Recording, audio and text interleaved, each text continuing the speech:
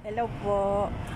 Lalabas po ako kasi pupunta ako sa supermarket. So, ito po, napakatahimik ng lugar ngayon, ng araw na ito kasi Friday. So, ang ibang tao tulog. Wala ka halos makitang sasakyan.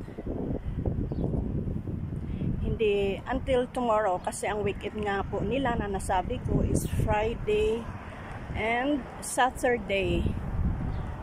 So, ito po yung sasakyan ko. Kinausap ko yung isang kasama ko palagi na ihatid niya ako sa panda at bibili ako ng fish. Ito na sila.